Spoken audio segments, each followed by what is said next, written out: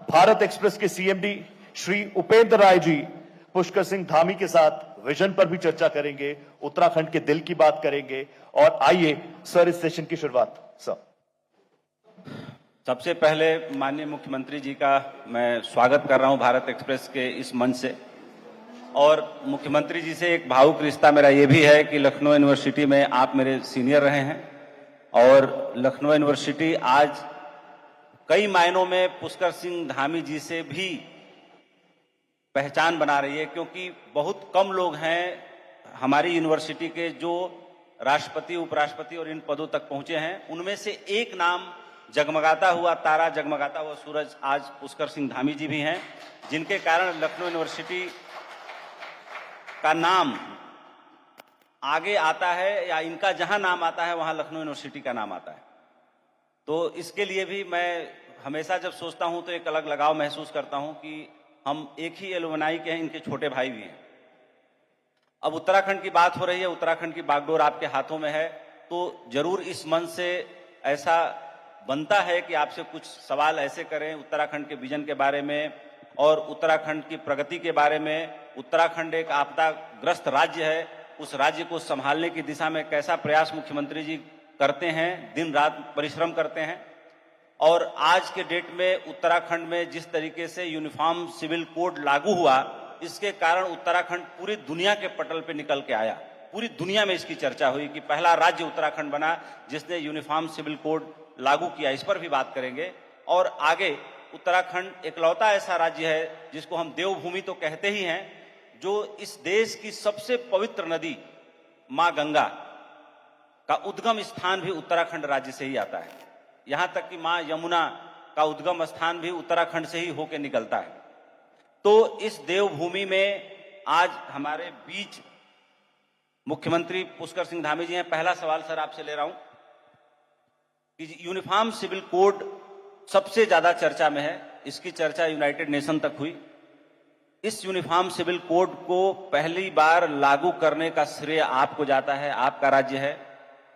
आपके सामने कितनी चुनौती रही, यहां तक कि आपकी सुरक्षा को भी बढ़ाना पड़ा भारत सरकार को, और एक तरह से राजनीतिक रूप से डिफेम करने की भी आपको कोशिश की गई, लेकिन आपने मजबूत इरादे के साथ अपने नेतृत्व की मंशा भांपते हुए सबसे पहले आपने यूनिफॉर्म सिविल कोड लागू किया। और लागू करने के बाद राज्य में एक आध दो छिटपुट चीजें हुई, लेकिन आपने उसको बहुत अच्छे से हैंडल किया। कितनी चुनौती रही? बहुत बहुत धन्यवाद उपेंद्र जी। पहले तो आपने मुझे यहाँ बुलाया और अपनी बात रखने के लिए समय भी दिया। मैं पूरे चैनल का, आपका, सभी आए हुए अतिथियों का, सबका मैं अपनी ओर से स्वागत करता हूँ। और आपने जैसा पूछा यूनिफॉर्म सिविल कोड, ये यूनिफॉर्म सिविल कोड हमारी पार्टी का देश की आज़ादी के बाद से लगातार ये संकल्प था कि देश के अंदर यूनिफॉर्म सिविल कोड होना चाहिए। और भारत के संविधान में अनुच्छेद 44 में इसका प्रावधान किया गया है। जब संविधान बनाने वाले बाबा साहब भीमराव अंबेडकर समेत सभी लोग संविधान का निर्माण कर रहे थे, तो उस समय भी जो है ये प्रावधान किया गया था कि राज्य इसको अपने यहाँ लागू कर सकते हैं। और हमने 2022 में उत्तराखंड विधानसभा का जो आम चुनाव था, उस आम चुनाव में हमारे प्रधानमंत्री आदरणीय मोदी जी के नेतृत्व में, मार्गदर्शन में हम उत्तराखंड के चुनाव में गए और उत्तराखंड की देवतुल्य जनता के सामने हमने ये अपना संकल्प रखा कि नई सरकार के गठन होते ही हम सबसे पहले एक निर्णय लेंगे और वो होगा यूनिफॉर्म सिविल कोड को हम लाने के लिए कार्रवाई शुरू करेंगे। और हमने पहला निर्णय जनता से किए हुए वायदे के मुताबिक किया। उसके लिए कमेटी बनाई। कमेटी ने 2,000 लोगों के 2,35,000 लोगों से संवाद किया, किसी न किसी रूप में, पत्रों के माध्यम से सुझाव लिए, स्टेक होल्डर से, अन्य जगह पर, विभिन्न स्थानों पर हमारे जो संगठन चलते हैं, धार्मिक संगठन है, ट्राइबल्स के लोग हैं, उन सबसे बात करने के बाद ड्राफ्ट बना। कमेटी ने ड्राफ्ट बनाकर हमको दिया और हमने सबकी जो भावना थी, सबकी जो बातें थी, सुझाव थे, उसके हम विधानसभा में विधेयक लेकर आए और विधेयक हमने पारित किया। माननीय राष्ट्रपति महोदय को भेजा, राष्ट्रपति महोदय ने भी उसमें हमको अपनी अनुमोदन दिया जी। अनुमोदन दे दिया। तो मैं इसका जो सच बताऊं तो ये यूनिफॉर्म सिविल कोड देवभूमि उत्तराखंड में देश की आजादी के बाद लाने का जो श्रेय उत्तराखंड राज्य को मिला है, उसका असली श्रेय के हकदार हमारे उत्तराखंड की देवतुल्य जनता है, जिन्होंने उत्तराखंड राज्य के इतिहास में एक मिथक था, या परिपाटी थी कि हर बार चुनाव होता है 5 साल में और सरकार बदल जाती है। क्योंकि राज्य स्थापना के 22वें साल में चुनाव हो रहा था जी। इससे पहले 4 चुनाव हो चुके थे, तो हर चुनाव में सरकार बदल गई। जो वर्तमान सरकार होती थी वो कंटिन्यू नहीं कर पाती थी। पहली बार देवभूमि उत्तराखंड की देवतुल्य जनता ने एक मिथक तोड़ा, एक परिपाटी बदली और एक नया इतिहास बना दिया। बिल्कुल। हमको एक और सवाल, इसका श्रेय सबसे ज्यादा आपको जाता है कि आपने जनता का भरोसा प्लस अपने नेतृत्व का भरोसा कायम रखा। एक सवाल बहुत ही मौजू बनता है कि आप देश के उन कम उम्र के युवा मुख्यमंत्रियों में से हैं। अगर 3 की सूची बनाई जाए तो उसमें 1, 2, 3 में आप आते हैं। अगर उत्तर प्रदेश के मुख्यमंत्री अखिलेश यादव रहे, महाराष्ट्र में देवेंद्र फडणवीस जी हैं, उत्तर प्रदेश में योगी आदित्यनाथ जी हैं और आप हैं। भारत में यही 3-4 नाम ही हैं जो इतने कम उम्र में इस पद तक पहुंचे हैं और अपने कर्मठता से लोगों के बीच में और देश के मिजाज में अपनी एक जगह बनाई है। कह सकते हैं कि जैसे प्रधानमंत्री जी पूरी दुनिया में ब्रांड मोदी के नाम से जाने जाते हैं, तो पुष्कर धामी जी भी आज के डेट में अपने आप में एक ब्रांड बन के उभरे हैं और पूरे भारत में एक स्टार कैंपेनर की तरह आपको भी अब हर जगह बुलाया जाता है, हर जगह पहचाना जा रहा है। एक नया इनिशिएटिव आप ले रहे हैं, क्योंकि शीतकालीन जो चारों धाम की तीर्थ यात्राएं होती थी वो बंद हो जाती थी, पर्टिकुलर बद्रीनाथ केदारनाथ की, क्योंकि जोशीमठ और ऊखीमठ में गद्दी आ जाती थी। उसको लेकर के मैं अभी डीजीपी साहब से बातचीत हो रही थी, उन्होंने कहा कि चीफ सेक्रेटरी मैडम ने एक मीटिंग बुलाई है, तो उसके बाद ही मैं आपके कार्यक्रम में आ पाऊंगा। तो मैं जानना चाहता हूं कि शीतकालीन जो 4 धाम की यात्राओं में से जो 2 प्रमुख केंद्र हैं बद्रीनाथ केदारनाथ, उसको लेकर के क्या प्लानिंग की जा रही है? देखिए, मैं बहुत दिनों से सोच रहा था जी कि जो हमारा पूरा राज्य है देवभूमि उत्तराखंड, वैसे ऐसा नहीं है कि पहले से भी लोग यहाँ शीतकाल में भी प्रवास पर आते हैं, लेकिन बहुतायत संख्या में नहीं आते हैं। बहुतायत संख्या में तब आते हैं जब 4 धामों के कपाट खुलते हैं और उस समय कपाट खुलने के बाद जो हमारे धाम है उनमें पूजा अर्चना शुरू होती है।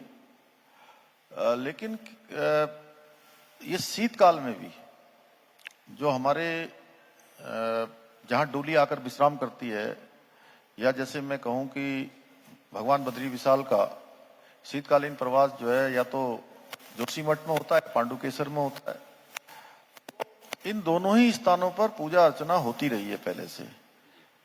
और भगवान केदारनाथ जी की जो शीतकालीन प्रवास है वो ओंकारेश्वर मंदिर है ऊखीमठ में।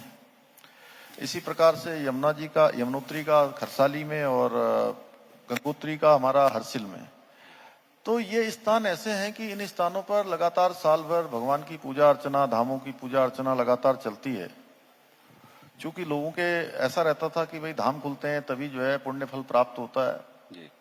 लेकिन वही पुण्य फल प्राप्त जो है एक और मंदिर के बारे में आज ही मुझे पता चला। इनफैक्ट जब मैं इस हाल में आया तभी नीम करौली बाबा के दर्शन के लिए लोग करौली तक तो जाते हैं, लेकिन ऊपर एक जागेश्वर धाम बहुत ही प्राचीन मंदिर है और उस मंदिर के बारे में देश की जनता को, लोगों को बहुत ज्यादा नहीं पता, लेकिन आपकी सरकार जागेश्वर धाम मंदिर के बारे में भी लोगों को बताना चाहती है, क्योंकि ये पौराणिक मंदिर है और बहुत ही प्राचीन मंदिर है। देखिए, हमारे 4 धाम आज तेजी से लोगों के आस्था श्रद्धा के केंद्र बन गए हैं और इस वर्ष बड़ी आपदा, 35 दिन की आपदा के बाद भी 45 लाख लोगों ने 4 धामों के दर्शन किए हैं। पिछले साल हमारी यात्रा थोड़ा पहले प्रारंभ हो गई थी तो 56 लाख लोग आए थे। ये पूरा 4 धाम हमारा तेजी से आज देश दुनिया के जो श्रद्धालु हैं, पर्यटक हैं, धार्मिक लोग हैं, लगातार आ रहे हैं। इसी प्रकार हमारा जो मानस खंड है, मानस खंड में भी 16 मंदिर हमने इस विधानसभा के चुनाव में अपने मानसखंड मंदिर माला मिशन के अंतर्गत उनके पौराणिक जो मंदिरों का सौंदर्यीकरण है, उनका नव निर्माण है, उनका चौड़ीकरण है, उनके सर्किट बनाने का काम हमने प्रारंभ किया था। ये भी हमारा चुनाव का एक संकल्प था, जो हमने अपना वायदा किया था जी। उस वायदे के अनुरूप मैं वहीं आ रहा हूं। जरा सा जो आप बाबा जागेश्वर धाम की बात कर रहे हैं, जागेश्वर धाम भी जो है एक हमारा बहुत ही बड़ा धार्मिक स्थल है, बाबा का स्थान है। लोगों की मान्यताएं हैं कि वहां आने से सबके कष्ट दूर हो जाते हैं, बाबा सबकी मनोकामना पूर्ण करते हैं। तो वहां उसको उसका सौंदर्यीकरण और उसका नवनिर्माण वहां पर हो रहा है, मास्टर प्लान उसका बनाया गया। और मैं आदरणीय प्रधानमंत्री जी का धन्यवाद करता हूं कि पिछले वर्ष जागेश्वर धाम की यात्रा करी थी, दर्शन किए थे, उसके बाद वहां आने वाले यात्रियों और श्रद्धालुओं की संख्या में बेतहाशा वृद्धि हुई है। आपने प्रधानमंत्री जी का नाम लिया तो बीच में थोड़ा सा आपको रोक रहा हूं। प्रधानमंत्री जी हर साल कम से कम 2 बार उत्तराखंड में देवभूमि में आते हैं, केदारनाथ और बद्रीनाथ जाते हैं।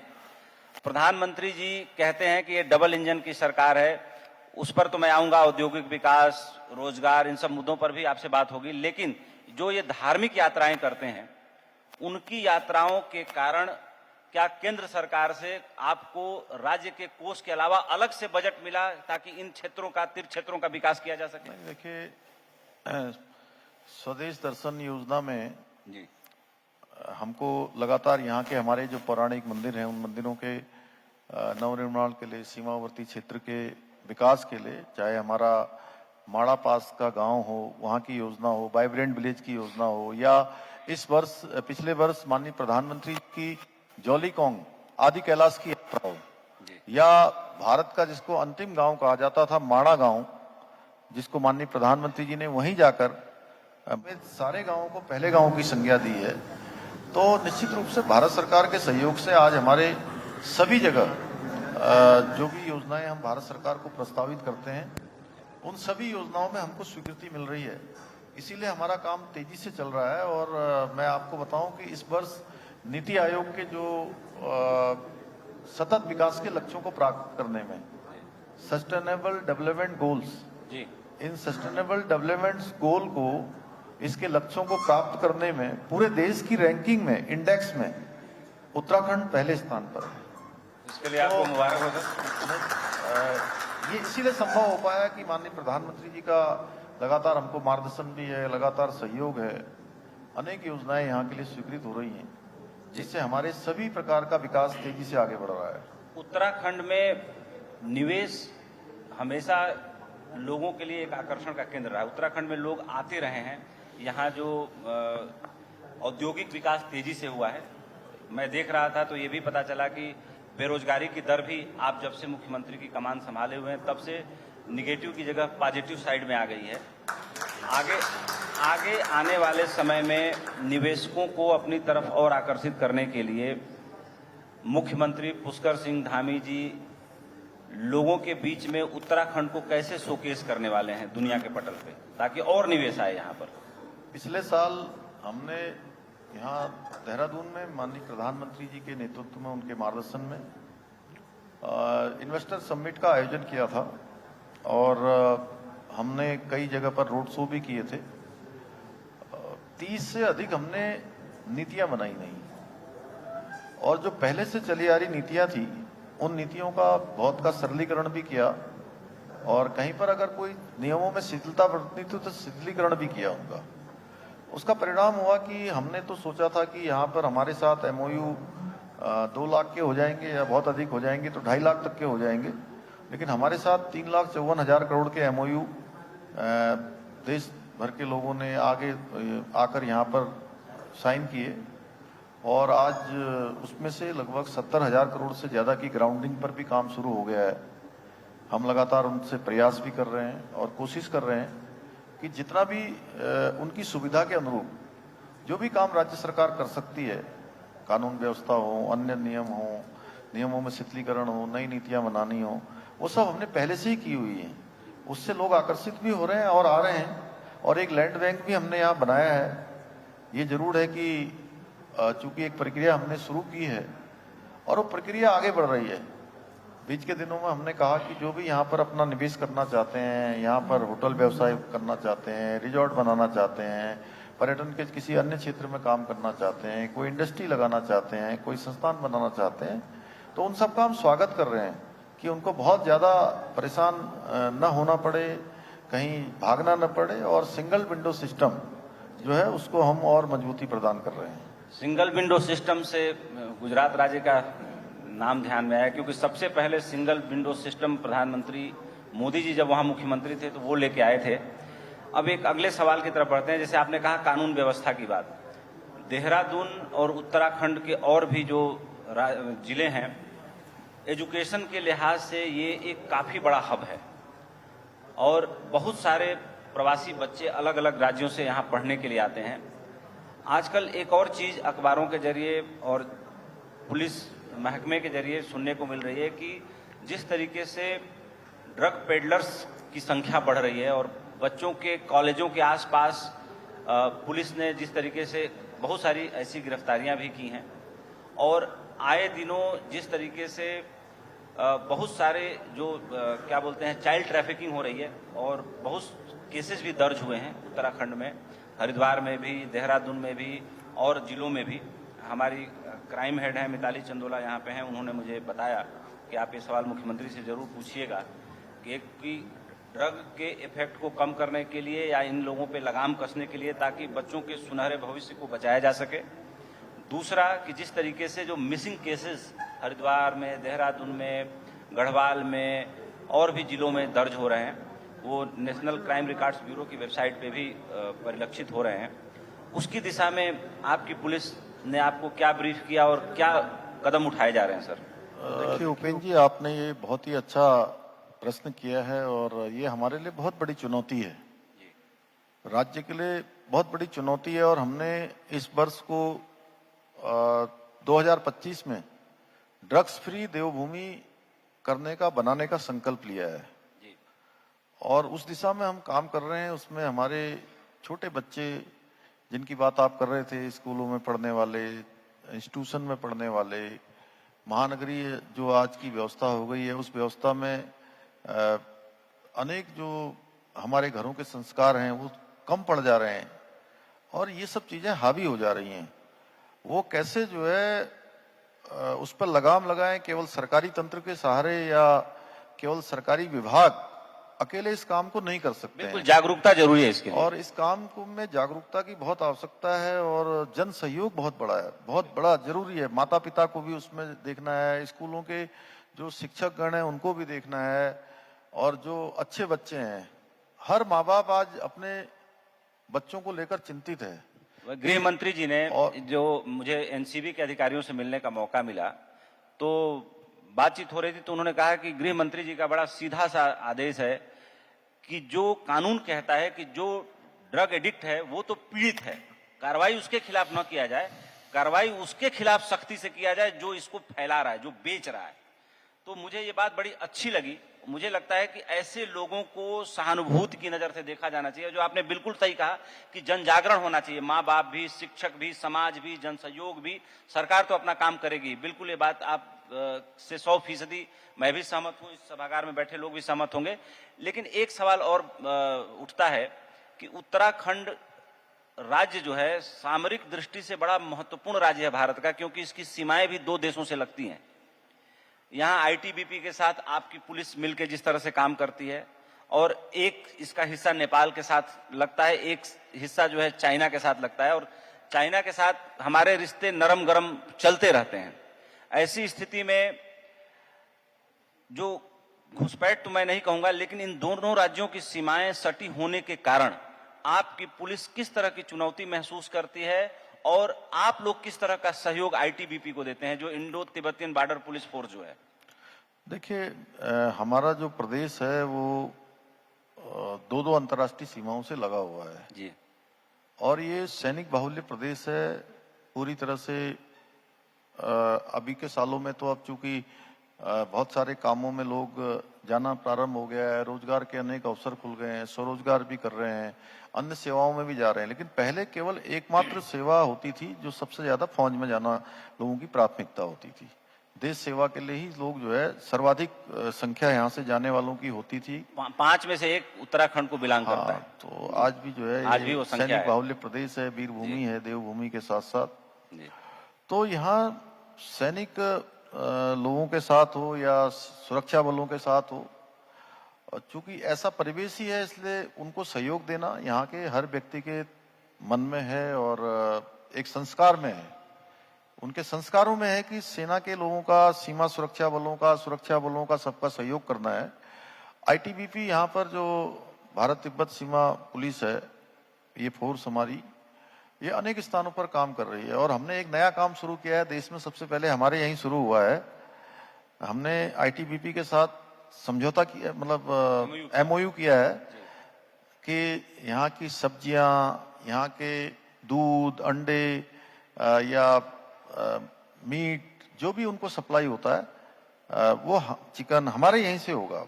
और अभी तक हम काफी बड़ी संख्या में उनको सप्लाई कर भी चुके हैं और ये प्रयोग यहाँ शुरू हुआ है। और आदरणीय गृह मंत्री जी ने, मैंने उनको धन्यवाद किया था कि आपकी प्रेरणा से हमारे यहाँ पर ये काम हो गया है।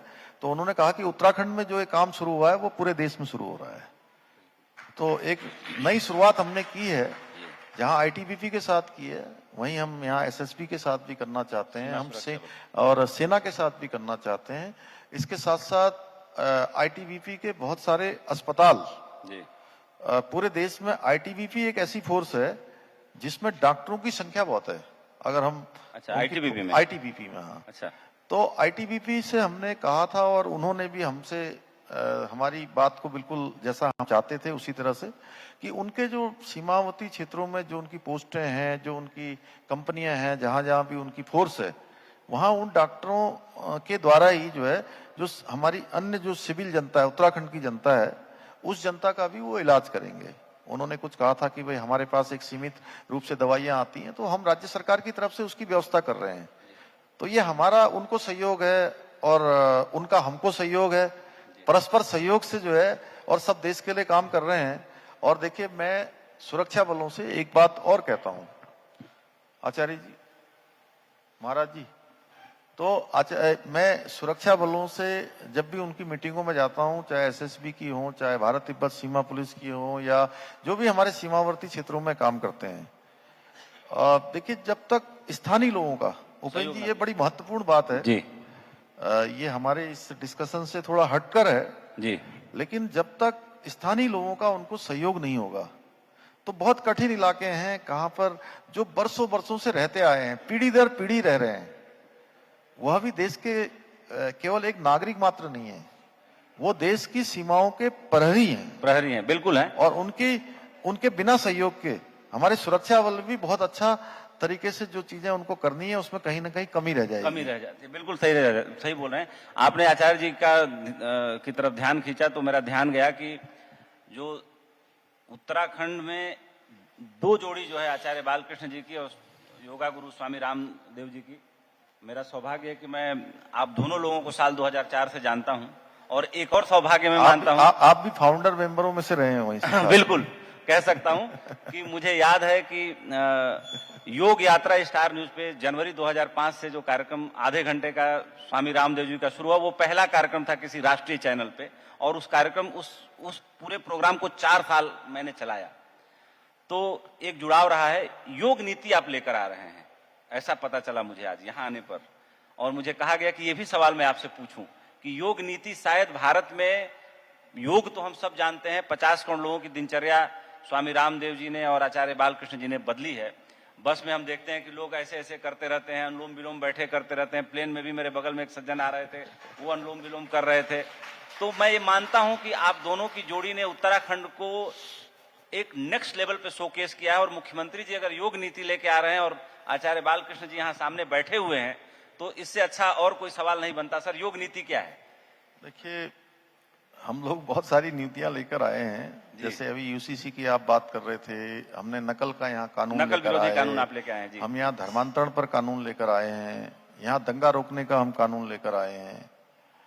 ऐसे अनेक काम हम राज्य के अंदर कर रहे हैं। और योग नीति की बात हमने इसलिए की है कि कल ही मैं भी, आचार्य बालकृष्ण जी भी, एक यहाँ पर विश्व आयुर्वेद कांग्रेस का महासम्मेलन यहाँ पर हो रहा है, चल रहा है, चल रहा है और पूरी दुनिया के 58 से भी अधिक देशों के लोग इसमें प्रतिभाग कर रहे हैं जी और 6,500 से ज्यादा प्रतिनिधि यहाँ भाग ले रहे हैं। जी और ये सच में ये योग का ये सम्मेलन, आयुर्वेद का ये सम्मेलन, ये अपने आप में एक बहुत ही हमारे राज्य के लिए भी और बहुत अच्छा है। देशवासियों के लिए और दुनिया वासियों के लिए एक अपने आप में एक बहुत ही जागरूकता के लिहाज से, आयुर्वेद की दृष्टि से बहुत महत्वपूर्ण और साबित सर होने वाला है। संजीवनी बूटी भी तो यही उत्तराखंड से ही हनुमान जी उठा के ले गए थे। मैं वही आपको कहना चाह रहा था, चूंकि आप भी इतने ज्ञानी हैं कि हमारे जो है आप पहले ही बोल देते हैं सब। तो ये योग की भूमि यही है, आयुष की भूमि भी यही है। हमारे आचार्य जी हैं अपने हर जन्मदिन पर जितने जन्मदिन होते हैं उतने प्रकार की किताबें लिखते हैं और हमें भी बुलाते हैं हर कार्यक्रम में। मैं इनका भी अभिनंदन करता हूं यहाँ से कार्यक्रम में इसमें कि और यहाँ की जो वनस्पतियां हैं, अभी इन्होंने एक नया बनाया है यमकेश्वर के पास, वहां पर नई नई वनस्पतियों की खोज। अभी तो हम एक दिन बात कर रहे थे, मैं आपसे ही पूछ रहा था पतंजलि से, विनोद दा आप बहुत ध्यान से सुन रहे हैं, बड़ा आनंद आ रहा है? तो ये जो है मैं आचार्य जी से पूछ रहा था कि आचार्य जी आप पतंजलि में जो दवाइयां बनाते हैं, औषधियां बनाते हैं, उसमें आप उत्तराखंड का कितना ले पाते हैं? तो आचार्य जी ने जो मुझे प्रतिशत बताया उससे मैं संतुष्ट नहीं हूं अभी। मैं तो चाहता हूं कि जो भी ये दवाइयां बनाएं उसमें से अधिकतर दवाइयां हमारे यहाँ पर विद्यमान है, बस हमको उसको खोजने की आवश्यकता है। वनस्पतियों में है हमारे यहाँ पर, औषधियां हमारे यहाँ पर विद्यमान है, वनों में, इसमें सब में आच्छादित है। हमारे पास तो देखिए प्रभु की इतनी बड़ी कृपा है कि अभी आप शीतकाल के बारे में पूछ रहे थे, फिर आप आगे चले गए, आप मैं बता ही नहीं पाया आपको। जो शीतकाल हमने शुरू किया है जी, वो शीतकाल भी इसलिए शुरू किया है कि जैसे इस समय में आप देखते हैं कि इस वर्ष थोड़ा अभी मौसम उस तरह का नहीं हुआ, लेकिन फिर भी बहुत सारे स्थान ऐसे हैं आज उत्तर भारत में कि जहां पर हमको सूर्यदेव के दर्शन कई दिनों दिनों तक नहीं हो पाते। नहीं हो पाते। कोहरा लगा है, धुंध लगी हुई है, बादल लगे हुए हैं, मौसम में जो है वो उष्मा नहीं है जी। लेकिन हमारे यहाँ आप देखिए, आपको सीधे सूर्य दर्शन सीधे दे रहे हैं। यहाँ पर भगवान सूर्य का सीधे धरती से कनेक्ट हो रहा है। बर्फों से ढकी हुई चोटियां हमारी, शिखर वो बिल्कुल आपको चमचमाते हुए दिखेंगे। और आप तो पूरा कितने साल हो गए आपको दिल्ली में और उसके आसपास रहते रहते? सर मैंने अपने कैरियर में 28 साल पूरा कर लिया। दिल्ली में तो मुझे लगता है कि 16 साल, उससे पहले 10 साल बम्बई, उससे पहले लखनऊ। तो अब ये शहर हो, मैं अभी देख रहा था दिल्ली, एक दिन मैं मुंबई जा रहा था तो मैंने कहा इक्वाई चेक करो भाई कितना है, तो 275 आ रहा था जिस दिन शपथ ग्रहण थी वहां जी। मैंने कहा दिल्ली का देखो 300 कुछ आ रहा था, 300 कुछ आ रहा था जी। चंडीगढ़ का देखो उसी के आसपास आ रहा था, एनसीआर लेवल पूरा का पूरा वहीं जाता है। बिल्कुल। आप यहाँ का ईक्यूआई चेक कर लीजिए देहरादून का, आपको स्वतः ही अंतर मालूम चल जाएगा कि कितना अंतर है यहाँ और वहां में। बहुत अंतर है, बहुत अंतर है। ये आप रहेंगे, और इतना ही नहीं, आपको एक आध्यात्मिक रूप से, उसके बारे में तो हमारे महाराज जी ज्यादा बता सकते हैं या आचार्य जी बता सकते हैं, लेकिन मैं भी थोड़ी देर कभी कभी जब भी मुझे समय मिलता है मैं कोशिश करता हूँ थोड़ी देर ध्यान में बैठूं जी, कुछ थोड़ी देर ध्यान करूं। नहीं, वो शांति आपके चेहरे पे दिखती भी है, वो ध्यान वाली जो ठहराव, स्थिरता, कामनेस, वो दिखता भी है आप में। मैं खुद अनुभव करता हूं, मैं आपके माध्यम से आप सबके सामने रख रहा हूं। तो आप जब यहाँ रहेंगे, देहरादून तो फिर भी हमारा क्या है कि ऐसा शहर है कि यहाँ पर पूरी दुनिया देहरादून से जुड़ी क्राउडेड हुई है, काफी काफी। लेकिन थोड़ा और आप ऊपर जाएंगे, ऊपर जाए तो एकदम वो है, तो आपको लगेगा कि क्या दर्शन हुए। मैं आपको 2 बातें बताता हूँ आज, थोड़ा समय दीजिए मुझे अब आज। नहीं वैसे नहीं, मैं जल्दी में हूँ, लेकिन मेरे जो लिए है, सौभाग्य की बात है मुख्यमंत्री जी। तो नहीं मैं आपको बताऊं कि बाबा की कृपा कैसे होती है जी। मैं विधानसभा के, और जो भी होता है देखिए, ये भगवान की मर्जी के बिना इस धरा पर एक पत्ता भी नहीं हिल सकता। बिल्कुल। हम जितनी भी इच्छा कर लें, जितने भी प्रयत्न कर लें, प्रयत्न हर व्यक्ति को करना चाहिए, प्रयास हर व्यक्ति को करना चाहिए जी। लेकिन अगर एक कण भी इधर से उधर होगा तो ऊपर वाले की भगवान मर्जी की के कृपा बिना से नहीं होगा। बिल्कुल। इसलिए मैं हमेशा उस परम शक्ति पर विश्वास करता हूं। मैं 2022 के चुनाव आने से पहले एक दिन क्रिकेट का मैच खेल रहा था जी। और क्रिकेट का मैच खेलते हुए आचार्य जी मैं पैड पहना हुआ था और मैं रन लेने के लिए जब दौड़ने लगा तो मैं गिर गया पिच पर, जी गिर गया और ऐसे में एक हाथ पर गिरा और एक बार गिरने के बाद मैं उसमें ऐसे पलटा, फिर दोबारा पलटा, इतनी तेज था मैं, 2 बार पलट गया मैं। तो मेरा पैर फ्रैक्चर नहीं हुआ, मेरा हाथ फ्रैक्चर नहीं हुआ, ये हाथ भी नहीं हुआ, ये नहीं हुआ, लेकिन मेरी एक उंगली फ्रैक्चर हो गई यहाँ की। जी और उस दौरान मेरी माँ यहाँ रहती थी मेरे साथ अकेले, और कोई नहीं रहता था देहरादून में। जी तो मैं दिन में मेरा श्रीनगर कार्यक्रम था, वहां पर एक बड़ी रैली थी युवा मोर्चा की, वो करने के बाद मैं शाम को जब वापस आने लगा तो वहां हमने एक एक्सरे करवाया, तो वो एक्सरे में मशीन पकड़ नहीं पाई, बहुत माइनर एयरलाइन था। फ्रैक्चर रहा होगा। हाँ, लेकिन मैं देहरादून आया और रात तक काम करते रहा। रात को मैंने माँ को बताया कि चोट लग गई है, तो किसी डॉक्टर को नहीं बताया था। तो माँ ने क्या करा कि वो जो देसी इलाज होता है, नींबू था एक, नींबू को उन्होंने गर्म किया काफी, और यहाँ पर मेरा नींबू गर्म करके आग में बांध दिया, और बांधने के बाद मैं रात में सो गया। सुबह जब मैं उठा तो मेरा हाथ बहुत फूला हुआ था, बहुत फूल गया। तो मुझे लगा कि अब चुनाव भी आने वाला है और ये हाथ पता नहीं क्या हो गया, अब क्या करूं अब इसमें। अगर मैं अभी इसको दिखाने जाऊंगा अस्पताल में तो अभी बड़ा बड़ा आएगा अखबार में, आप ही लोग निकाल दोगे सबकी जो है, अब मुख्यमंत्री को चोट लग गई, घायल हो गए और ये हो गया और चुनाव सामने, अब क्या करूं। मैंने कहा नहीं, आज दून हॉस्पिटल का मैं जो है वो करने जाता हूँ, एक औचक निरीक्षण करने जाता हूँ। मैं निरीक्षण करते करते गया, मैंने कहा जरा एक्सरा कर दो मेरा।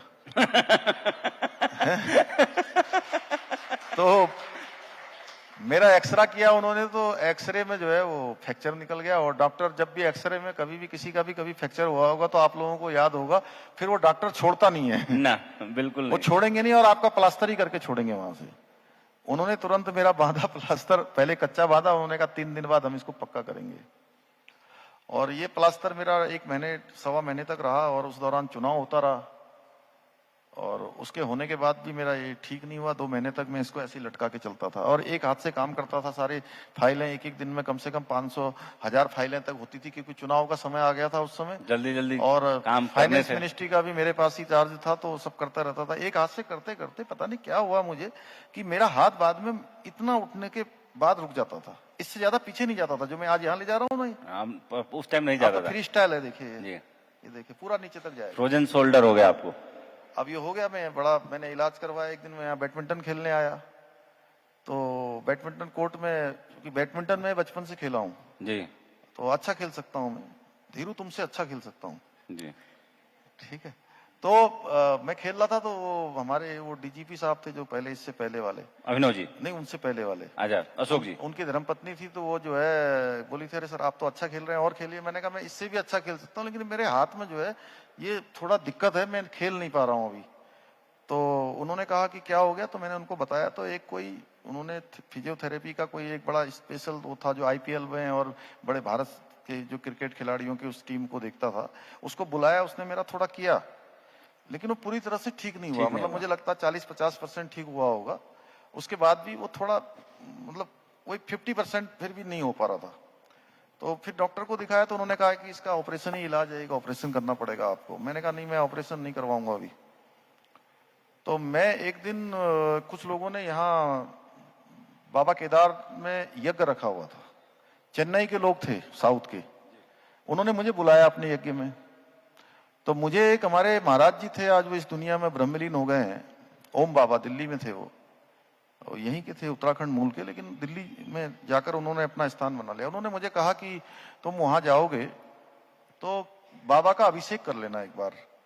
चुनाव में, उपचुनाव में जीत के गया था 94% मतों के साथ, तो बाबा का मैं अभिषेक करने के लिए भी चला गया कि अभिषेक करता हूँ बाबा का, और उनके यज्ञ में भी शामिल हो गया। मैं अभिषेक करके लौट कर आया, दिन में बहुत गर्मी हो रही थी, जून का महीना था, और मैं अभिषेक करने के सीधे बाद मैंने कुछ खाया नहीं, मैं आके सो गया। मेरे को बहुत थकान लगी थी, 4 बजे मैं उठ गया था। तो मैं 1 घंटे बाद जैसे ही मैं सो के उठा, तो मैं इधर को भी पलट रहा हूँ, इधर भी पलट रहा हूँ, और ये मेरा हाथ जो है बिल्कुल अपने आप फ्री हो गया।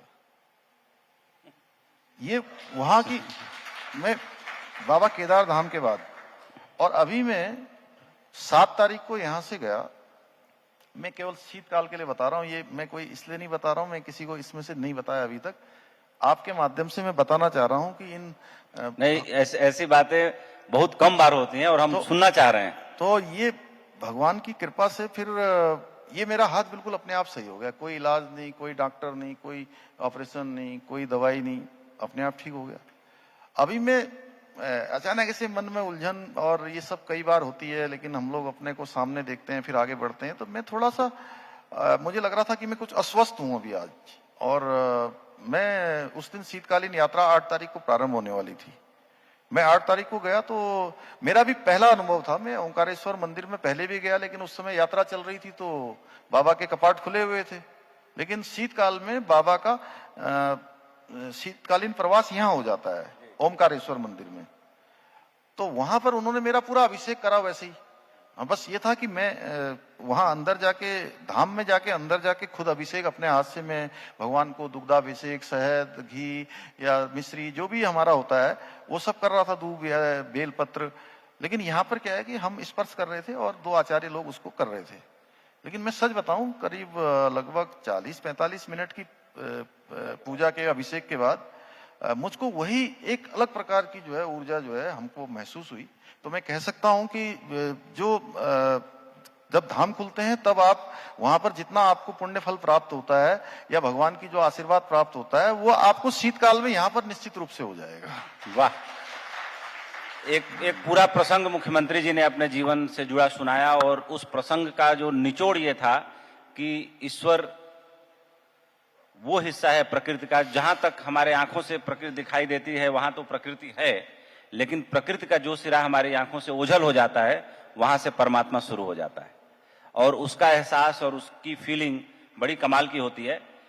एक और बात आप सबको, मुख्यमंत्री जी से जब बात हुई थी, जब केदारनाथ उपचुनाव में आप विजय लेकर आए थे, तो मैंने बधाई देने के लिए हमारे सहयोगी जितेंद्र नेगी जी आपके पास बैठे थे, मैंने बधाई दिया था माननीय मुख्यमंत्री जी को। तो उस दिन बातचीत हुई थी कि रजत जयंती वर्ष में उत्तराखंड प्रवेश कर चुका है, 25वें साल में उत्तराखंड चल रहा है अब, क्योंकि 1999 में उत्तर प्रदेश से अलग होकर एक पूर्ण राज्य का दर्जा उत्तराखंड को मिला था, और ये 25वां साल जो होता है आदमी के भी जीवन में, किसी संस्थान के भी जीवन में और किसी राज्य के जीवन में भी बहुत महत्वपूर्ण होता है। तो और सौभाग्य यह है कि पुष्कर सिंह धामी जी जब रजत जयंती वर्ष में उत्तराखंड प्रवेश कर रहा है तो उसके पदेन मुख्यमंत्री हैं। 25 साल उत्तराखंड के, सर आप कैसे देखते हैं? एक नजर इस पर भी डालना और आपके मुंह से सुनना बड़ा जरूरी हो जाता है। देखिए उपेंद्र जी, ये जो 25 साल हैं जी, देश के लिए भी जी, बहुत महत्वपूर्ण। हमारे प्रधानमंत्री जी ने इसको अमृत काल की संज्ञा दी है, बिल्कुल उसी प्रकार से हमारे राज्य के लिए बहुत महत्वपूर्ण है, क्योंकि हमारा राज्य इन 25 सालों में पूर्णतः यौवन को प्राप्त हो चुका है। बिल्कुल बिल्कुल। और अब यौवन के बाद जो यात्रा प्रारंभ होती है, जैसे किसी व्यक्ति के जीवन में यात्रा प्रारंभ होती है कि वो अपने सभी प्रकार के एस्टेब्लिशमेंट को ठीक करता है, और 50 साल आते आते जो है अपने को जो है वो, हमारे यहाँ तो कौन से वानप्रस्थ जाने की तैयारी हो जाती थी पहले, तो 25 साल में हमको उत्तराखंड को हर दृष्टि से उस दिशा में ले जाना है कि उत्तराखंड हिंदुस्तान के प्रमुख राज्यों में एक हो जाए, हिंदुस्तान के सबसे ज्यादा तेज गति से विकास करने वाले राज्यों में हो जाए। और हमारे प्रधानमंत्री जी ने हमारे को लगातार इस दिशा में प्रेरित भी किया है, उनका मार्गदर्शन भी है, और अभी स्थापना दिवस पर भी राज्यवासियों से उन्होंने अपेक्षाएं करी हैं, 5 अपेक्षाएं हमसे करी हैं, 5 बाहर से आने वालों के लिए की हैं। तो हम उस दिशा में काम कर रहे हैं, और हमारी जो भी प्लानिंग है वो आने वाले 25 सालों की दृष्टि से ही हो रही है, क्योंकि 25 सालों में उत्तराखंड के अंदर बड़ी संख्या में लोग आए। जैसे आप दिल्ली से देहरादून अभी तो हवाई यात्रा करी होगी आपने? बिल्कुल बिल्कुल, कई बार, अनेकों बार। नहीं, अब हवाई यात्रा से नहीं जाएंगे आप आगे आने वाले टाइम में। आगे आपने जैसे आज हम 3 घंटे 10 मिनट में अपने घर GK1 दिल्ली से यहाँ के होटल में हम बाई रोड आए 3 घंटे 10। आने वाले समय में आप 2 ही घंटे में पहुंच जाएंगे, 2.5 घंटे में पहुंच जाएंगे। तो अभी देखिए हमारा जो एक्सप्रेस वे है पूरा तैयार हो गया, तो लेकिन अब जैसे जैसे एक्सप्रेस वे बन रहा है जी, आप ये सोचिए कि मेरठ यहाँ से 1.5 घंटे की दूरी पर हो जाएगा, दिल्ली, नोएडा, गाजियाबाद, यार NCR रीजन पूरा। देखिए तो मेरा तो बड़ा अनुभव है, क्योंकि मेरी शादी उत्तराखंड में ही हुई है। मेरी धर्म पत्नी रुड़की की रहने वाली है, उनका जन्म हरिद्वार का है। पिछली बार मेरी जो बड़ी सिस्टर इन लॉ है वो भी हरिद्वार का उनका जन्म है।